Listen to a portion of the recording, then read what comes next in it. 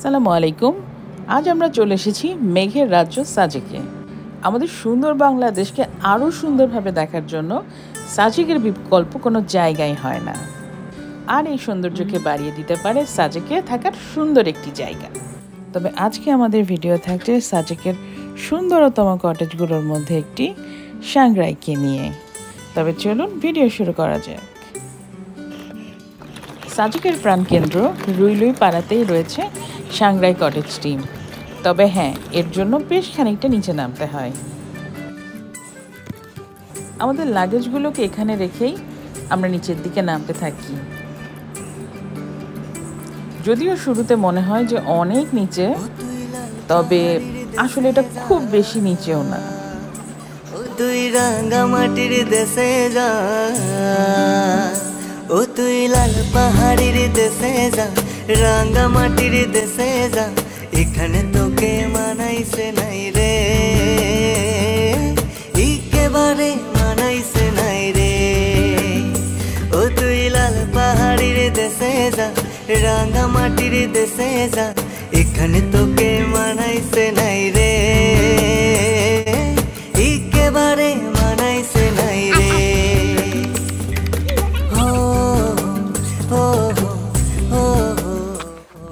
আমাদের would-be cottage একটি কুকুরের ঘর। জি ভাইয়া, আমি তো রীতিমতো হাঁপাচ্ছিলাম।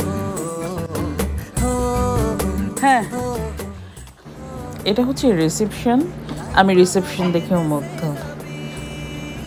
আমরা রুমের বুকিং ঢাকা থেকেই করে এসেছিলাম, আর আমরা 4 জন একই রুমে থাকবো। এই জন্য রুমের ভাড়া ছিল 6,500 টাকা। লাল পাহাড়ের দেশে যাবি, হারিয়ার মাদল কি জায়গা, মরদের আদর পাবি রে, মনে হয় বারবার ফিরে আসি। ওয়াও, নীল আকাশ আর লাল পিঁপড়া। তবে জায়গাটা সত্যিই খুব সুন্দর ছিল, খুব সুন্দর, খুব চমৎকার। আচ্ছা, পেমেন্ট করা নিয়ে একটা কথা আপনাদের জানিয়ে দিই। আমরা 6,000 টাকা অ্যাডভান্স করেছিলাম এবং 500 টাকা বাকি ছিল।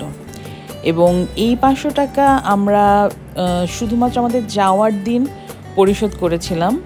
আপনারাও কখনো আসলে আগে ভাগে সব টাকা পরিশোধ করে দিবেন না। হ্যাঁ, কারণ সব টাকা পরিশোধ হয়ে গেলে ওরা ভালো সার্ভিস দিতে চায় না।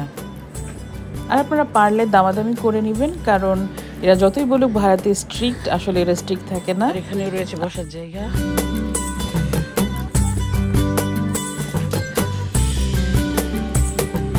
নদীর ধারে আরো কিছু রয়েছে কটেজ। আর সানশাইড আমরা দূর থেকে দেখছিলাম, সুন্দর লাগছিল। আমাদের কটেজ হচ্ছে লাভ বার্ডস।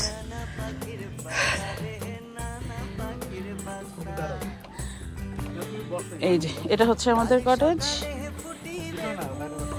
এবং একটু পরে আমরা আমাদের রুমে প্রবেশ করব।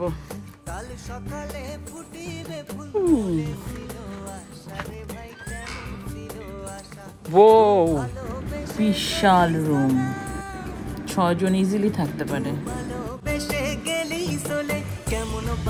এখানে আমাদের এক্সট্রা তোষক, কম্বল, বালিশ। একজন গিয়ে পর্দা ঠাস করে খোলো। মাটির দেশে যা, ও তুই লাল পাহাড়ের দেশে যা, রাঙা মাটির দেশে যা, এখানে তোকে মানাইছে নাই রে। আমাদের বহু প্রতীক্ষিত বারান্দা। ওয়াও,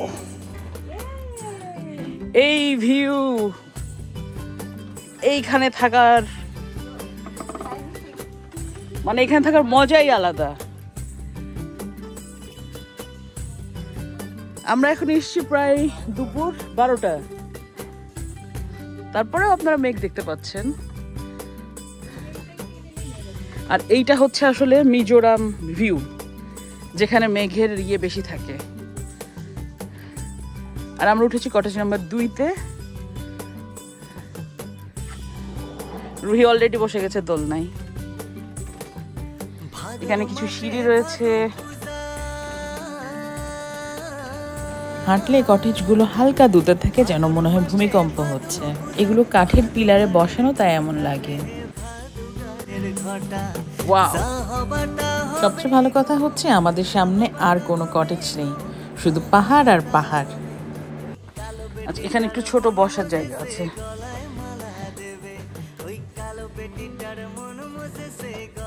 আর এখানে দুটো জানালা।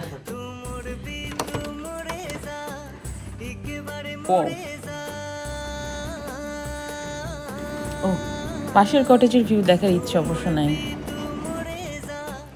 একেবারে মরে যা, এখানে তোকে মানাইছে নাই রে। ঘরের মধ্যে আর ওয়াও, ব্রাশ, জেল, 4টা ব্রাশ, জেল, ছোট পেস্ট, টিস্যু, এটাই তো চাই। আর সুন্দর একটা বেতের ঝুড়ি।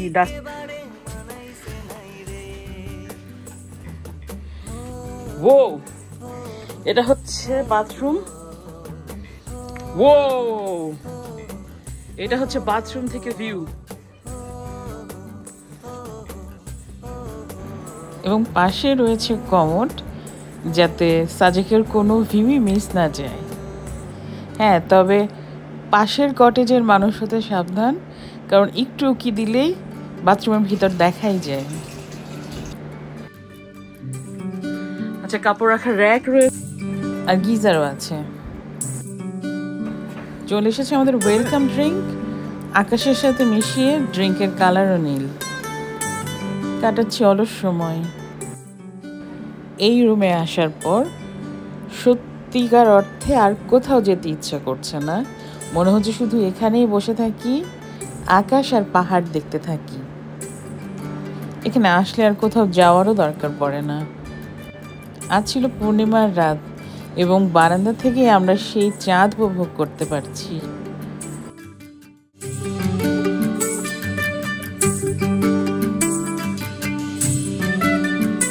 ও তুই লাল পাহাড়ির দেশে যা, ও তুই রাঙ্গা মাটির দেশে যা, ও তুই লাল পাহাড়ির দেশে যা, রাঙ্গা মাটির দেশে যা, এখানে তোকে মানাইছে নাই রে। এই হলো আমাদের সকালের দৃশ্যপট। মেঘে মেঘে ছেয়ে রয়েছে চারিদিক। যদিও শীতকালে এত মেঘ দেখতে পাওয়া যায় না, কারণ মেঘ সবচেয়ে ভালো দেখা যায় ভাদ্র আশ্বিন মাসে। তবে আমাদের ভাগ্যটা সত্যিই ভালো ছিল। সূর্য এখনো ওঠেনি, তবে তার আভা চারিদিকে ছড়িয়ে পড়ছে।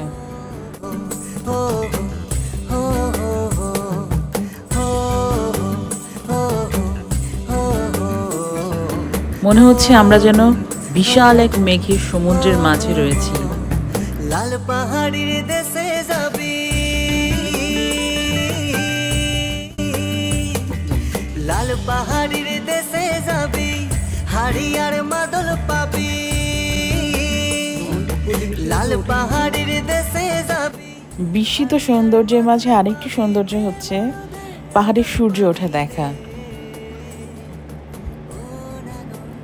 কি যে অপূর্ব মায়াময় দৃশ্য এটি।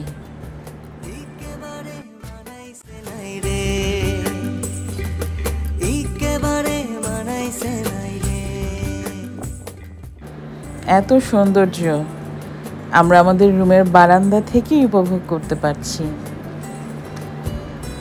সাজেকে আসবো এবং একটি সুন্দর হোটেলে থাকবো, এই প্ল্যানটি কিন্তু একদিনের নয়। আমরা অনেক হিসাব করে দেখেছি পূর্ণিমা কবে, আমরা হিসাব করে দেখেছি কোন দিকে চাঁদ ওঠে এবং কোন দিকে মেঘের পরিমাণ বেশি থাকে, এবং সব অবস্থা দেখেই আমরা সাংগ্রাইকেই বেছে নিয়েছি।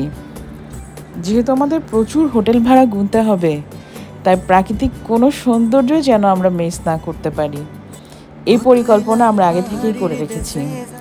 এবং সব কিছুর বিচারে সাংগ্রাই ছিল অন্যতম। এত পরিকল্পনা করেও আমাদের দুজন বন্ধু আমাদের সাথে আসতে পারেনি, তবে নেক্সট প্ল্যানে ওরা থাকবে ইনশাল্লাহ। এটা হচ্ছে আমাদের কমপ্লিমেন্টারি ব্রেকফাস্ট, খিচুড়ি আর ডিম। এবার তবে ফেরার পালা। মেঘের হাতছানিকে বিদায় জানিয়ে আমরা চলে যাচ্ছি। আবার দেখা হবে আপনাদের সাথে নতুন ভিডিওতে। আল্লাহ হাফেজ।